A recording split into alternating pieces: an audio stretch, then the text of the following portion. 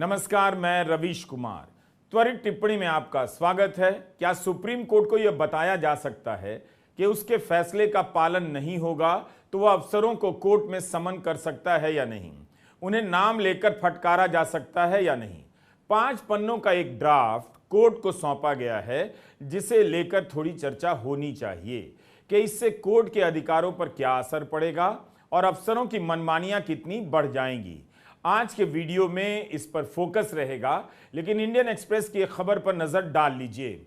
हमें तो यही बताया जा रहा है और आपको भी कि कश्मीर में आतंकवाद खत्म कर दिया गया है। खत्म नहीं तो बहुत हद तक कमजोर कर दिया गया है।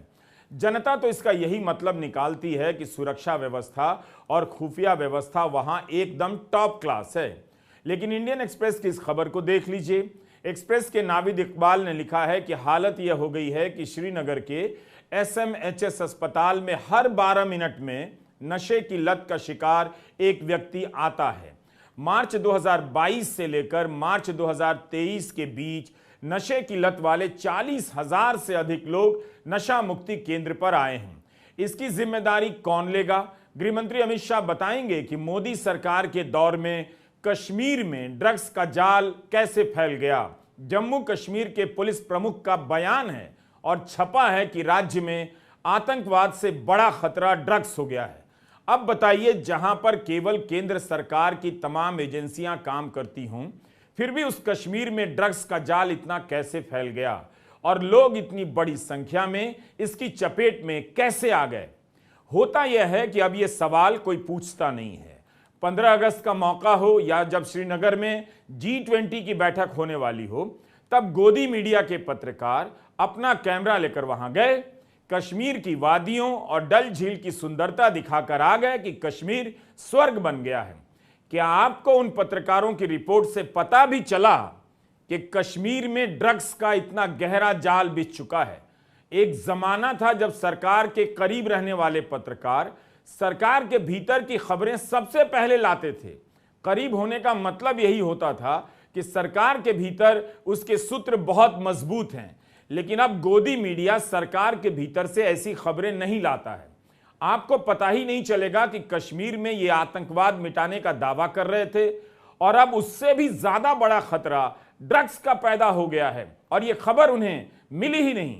केंद्र सरकार की यह कितनी बड़ी नाकामी है कि उसकी नाक के नीचे कश्मीर ड्रग्स की चपेट में आ गया।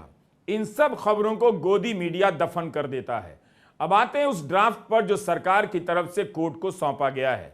क्या मानक प्रक्रिया के नाम पर अब कोर्ट के भी अधिकार क्षेत्र कम किए जा रहे हैं? सरकार ने सुप्रीम कोर्ट को 5 पन्ने का एक ड्राफ्ट सौंपा है, जिसमें बताया गया है कि कोर्ट में अधिकारियों को बुलाने, उनका नाम लेने, कमेटी बनाने की मानक प्रक्रिया क्या होनी चाहिए। इस ड्राफ्ट को लेकर बहस होनी चाहिए कि क्या इससे कोर्ट को बताया जा रहा है कि आप सरकार को लेकर, सरकार के अधिकारियों को लेकर किस तरह से बर्ताव करेंगे। एक सवाल यह भी है कि इस मानक प्रक्रिया से कोर्ट से न्याय मांगने गए व्यक्ति की समस्या किस तरह कम हो जाती है या पहले से ज्यादा बढ़ जाती है। इस ड्राफ्ट को सुनकर ज्यादा घबराने की जरूरत नहीं है। इसमें बिल्कुल नहीं लिखा है कि फैसला कैसे लिखना है और फैसले में क्या क्या लिखना है, मगर इतिहास में ऐसा हो भी चुका है।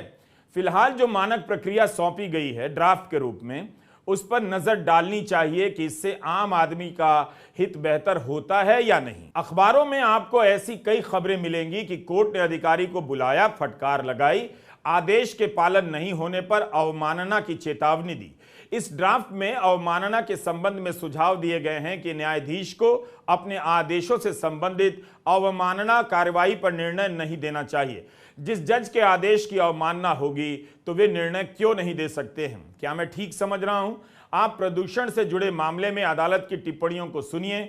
नमामि गंगे अभियान में इलाहाबाद हाईकोर्ट ने अफसरों को कितना फटकारा है, कैसे कैसे सवाल पूछे हैं और यह भी कहा है कि सवालों के जवाब अफसरों की तरफ से नहीं दिए जाते। ऐसी स्थिति में क्या मानक प्रक्रिया होनी चाहिए? क्या यह सब अब सरकार के हिसाब से होगा कि नाम मत लीजिए, कोर्ट में मत बुलाइए, फिर कोर्ट के सामने क्या मंत्री जी हाजिर होने वाले हैं? कई बार कोर्ट अधिकारियों को बुलाता है, पूछता है, हलफनामा मांगता है। इससे पता चलता है कि कोर्ट है, अदालत है। अधिकारियों में भी संदेश जाता है कि कोर्ट की नजर है। मगर अब सरकार चाहती है कि कोर्ट ऐसा ना करे, किसी अधिकारी को तब तक ना बुलाए जब तक असाधारण परिस्थिति ना हो। यह असाधारण परिस्थिति कौन तय करेगा, कोर्ट या सरकार? क्या किसी अफसर को बुलाने के पहले असाधारण परिस्थिति को भी स्पष्ट करना पड़ेगा? मानक प्रक्रिया के ड्राफ्ट में लिखा है कि अगर किसी अफसर को बुलाना है तो पहले बताना होगा ताकि उसे आने का समय मिले। क्या बात है! और वीडियो कॉन्फ्रेंसिंग का विकल्प दिया जाए। वैसे भी अदालत अभी की अभी तो नहीं बुलाती है, समय देती ही है। अधिकारियों के कपड़ों पर टीका टिप्पणी ना हो, यह कहा गया है। सरकार की दलीलें गजब की हैं। ये अफसर ऐसा कौन सा काम करने वाले हैं और करते हैं कि कोर्ट के सामने जाने से इन्हें बचाया जा रहा है। ड्राफ्ट के अनुसार सरकार चाहती है कि न्यायपालिका और उसके बीच अनुकूल वातावरण बने। सरकार को क्यों लगता है कि ऐसे अफसरों का नाम लेने से प्रतिकूल वातावरण बन जाता है? पर सरकारी अफसरों को हमेशा ये लगता है कि भाई कोर्ट ने फैसला सुना है, हम उसके को अमल में लाने में कोशिश कर रहे हैं, फिर भी कोर्ट हमें समन कर रही है और कोर्ट बाद में हमें अदालतों में कुछ बुरा भला कह देती है, हमारे नाम अखबारों में आ जाता है, मीडिया में आ जाता है और हमारी बेइज्जती होती है। शायद इसी वजह से उन्होंने अभी एक सुझाव दिया है कोर्ट को कि भाई जब भी आप सरकारी अफसर को बुलाएं तो आप ऐसे इस स्टैंडर्ड ऑपरेटिंग प्रोसीजर के तहत ही चलें। और ये जो स्टैंडर्ड ऑपरेटिंग प्रोसीजर का एक 5 पेज का नोट उन्होंने जो पेश किया है, वो मेरे ख्याल में पूरे जो न्याय व्यवस्था और कंटेम्प्ट ऑफ कोर्ट्स एक्ट का जो मैकेनिज्म है उसको पूरी तरीके से ध्वस्त कर देता है। ये स्टैंडर्ड ऑपरेटिंग प्रोसीजर यही कहता है कि अगर आप समन करें तो कृपया हमें वीडियो कॉन्फ्रेंस से आने की अनुमति दे, और तब तक समन ना करें जब तक आपको ये तय नहीं करते हो कि मामला किसी दूसरे अदालत में नहीं गया है, यानी हाई कोर्ट से सुप्रीम कोर्ट नहीं गया है या किसी निचले अदालत से हाई कोर्ट तक अपील में नहीं पड़ा है। और बहुत सारे ऐसे सुझाव है स्टैंडर्ड ऑपरेटिंग प्रोसीजर में जिसके तहत अगर कोर्ट कोई फैसला भी दे, उस फैसले को अगर नज़रअंदाज भी करे, फिर भी कोर्ट किसी गवर्नमेंट ऑफिशियल को समन बिल्कुल इमरजेंसी में ही पर्सनल अपीयरेंस के लिए समन कर सकता है। उससे पहले इतने सारे रीति रिवाज सब चलाने पड़ेंगे, जिसके तहत ये जो कोर्ट का जो पावर है बिल्कुल ख़त्म हो जाता है। कोर्ट की मजबूती पर सवाल आ जाता है। और मेरा मानना है कि अगर कोर्ट्स इस स्टैंडर्ड ऑपरेटिंग प्रोसीजर से चले तो फिर कोर्ट्स में लोग आने ही बंद कर लेंगे।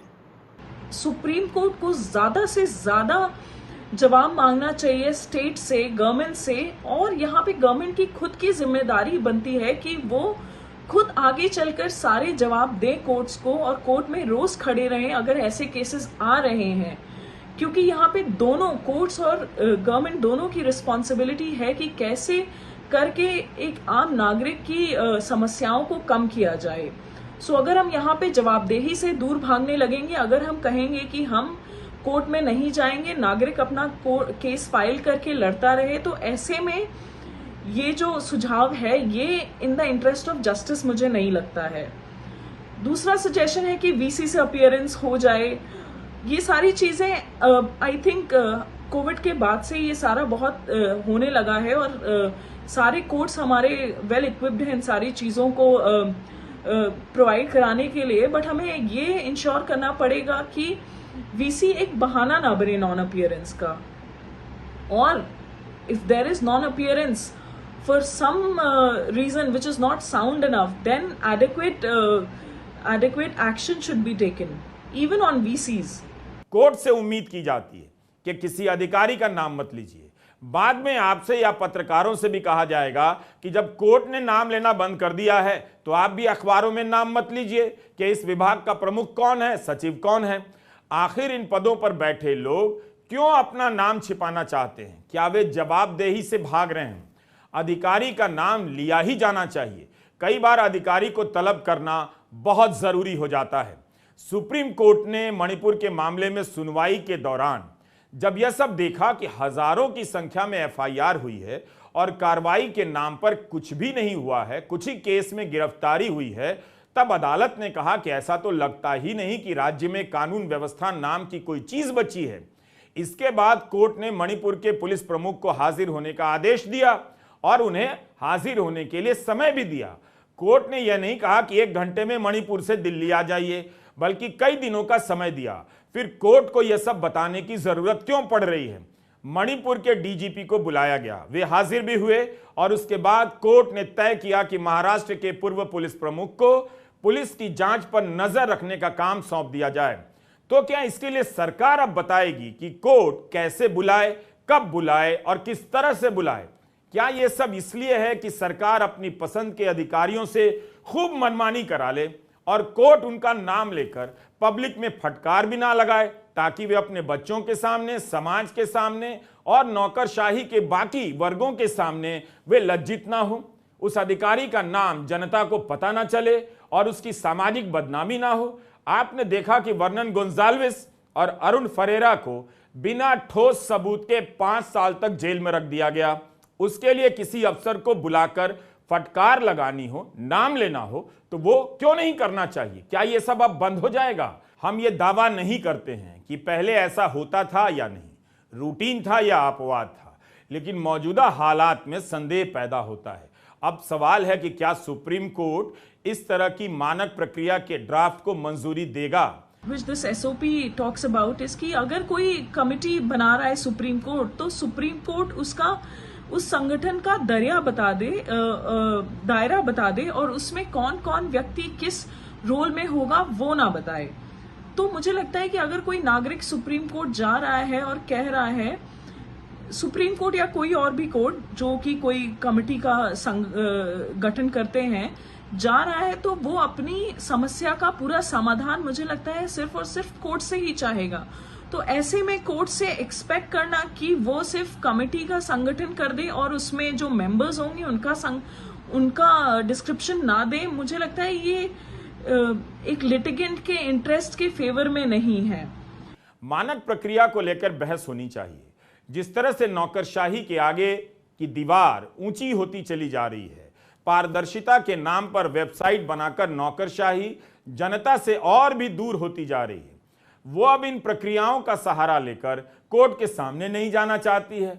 आखिर जब कोई अधिकारी अदालत के सामने पेश होने जा रहा है तो उससे उम्मीद क्यों नहीं की जानी चाहिए कि वो ठीक से तैयार होकर जाए? क्या वो अपने दफ्तर में जैसे तैसे कपड़ों में चला जाएगा तो मंत्री जी उस पर टिप्पणी नहीं करेंगे? कोर्ट्स की पावर पे रिस्ट्रिक्शन होगा and power checks and balances की पावर को भी अफेक्ट करेगा। बहुत इसमें शुरुआत की गई है कि कैसे सिविल सर्वेंट्स को कोर्ट में पेश होना चाहिए। मेरा मानना है कि अगर कोर्ट में कोई भी पेश हो रहा है, चाहे एक वकील के तौर पे मैं या कोई मुकदमेबाज के तौर पे या कोई अथॉरिटी पेश हो रही है, कोई अफसर पेश हो रहे हैं, सबको एक डिसेंट यूनिफॉर्म क्लोथिंग में पेश होना चाहिए। और इससे हम ये दिखा सकते हैं कि हम कोर्ट की इज्जत करते हैं बिना कुछ कहे। और कपड़े तो एक तरफ हैं, लेकिन उससे ज्यादा मेरा मानना है इस चीज पे ध्यान देना चाहिए कि कोर्ट्स की इंसान, एक जो सरकारी अफसर कोर्ट में आ रहा है, वो अपने एफिडेविट में, वो अपने जवाब में बोल क्या रहा है। इतने सारे पेंडिंग केसेस हैं, मुझे लगता है कि अगर हम सबकी इंडिविजुअल रिस्पॉन्सिबिलिटी नहीं सेट करते हैं, इवन पब्लिक सर्वेंट्स की इंडिविजुअल रिस्पॉन्सिबिलिटी नहीं सेट करते हैं, उन पे एफिडेविट से आंसर्स नहीं लेते हैं, तो एक नागरिक का केस रिले रेस की उस बैटन के साथ हो जाएगा जो एक खिलाड़ी के हाथ से दूसरे खिलाड़ी के पास जा रहा है और उसका कोई समाधान नहीं होगा। कोर्ट को ये लगता है कि कोई सरकारी अफसर उसके जो फैसले हैं उस पर अमल नहीं कर रहा है या उस पर काम नहीं कर रहा है, तब कोर्ट के पास ये हक है कि सरकारी अफसर को कोर्ट में बुलाए, कोर्ट में समन करे और उनसे जवाबदेही ले कि उनके आदेश का पालन क्यों नहीं हुआ है। और अगर कोर्ट ये इस फैसले पे पहुंचता है कि ये ज़बरदस्ती उनके आदेश के उल्लंघन हुआ है, तब कोर्ट उस अफसर को सजा भी सुना सकती है। अफसरों को अदालत से बचाने के लिए मानक प्रक्रिया के इस प्रस्ताव पर पर्याप्त बहस होनी चाहिए। कई बार सरकारें या विभाग आपस में आरोप प्रत्यारोप करने लग जाते हैं, पता ही नहीं चलता कौन जिम्मेदार है। चीफ जस्टिस ने इंडियन एक्सप्रेस में लिखा है कि जज अगर राजनीतिक और सामाजिक दबाव से मुक्त होकर तटस्थ रूप से फैसले लेंगे तो भरोसा बढ़ेगा। कोर्ट का काम है व्यक्ति या समूह की रक्षा करना, उसके अधिकारों की रक्षा करना, तय करना कि संस्थाएं अपनी संवैधानिक हदों में रहें। यहां तो कोर्ट के आसपास हदें तय की जा रही हैं, ऐसा लगता है। इस पैमाने पर सुप्रीम कोर्ट कितना खरा उतरता है, इस पर जनता की नजर है। चीफ जस्टिस को इन बातों पर जोर देना पड़ रहा है। इससे भी पता चलता है कि हालात क्या हैं, कैसे हैं। इस संदर्भ में भी आप मानक प्रक्रिया के ड्राफ्ट को देखते रहिए। दिल्ली दंगों के आरोप में उमर खालिद की जमानत अर्जी पर सुनवाई नहीं हो सकी। उमर खालिद सितंबर 2020 से जेल में बंद हैं। सुप्रीम कोर्ट ने 2 हफ्ते के बाद की तारीख दी है। तीसरी बार सुनवाई स्थगित हुई। पिछले साल दिल्ली हाई कोर्ट ने जमानत देने से इनकार कर दिया। तब से यह मामला सुप्रीम कोर्ट की सुनवाई और फैसले का इंतजार कर रहा है। CSDS का सर्वे आया है कि 15 से 34 साल के 3 युवाओं में से एक बेरोजगार। 2016 के सर्वे की तुलना में 18% अधिक युवा मानते हैं कि बेरोजगारी देश की सबसे बड़ी समस्या है। गोदी मीडिया तो इस पर चर्चा नहीं करेगा, वो एंटी मुस्लिम चर्चाओं में देश को भटकाता रहेगा। खबरों को दबाकर जनता को दबाया जा रहा है। बेरोजगारी पर कोई बहस नहीं होती, महंगाई पर कोई बहस नहीं है। महंगाई कम होने के आसार भी नजर नहीं आते। ज्यादातर लोग कम सैलरी पर काम करने के लिए मजबूर हैं। नमस्कार, मैं रवीश कुमार।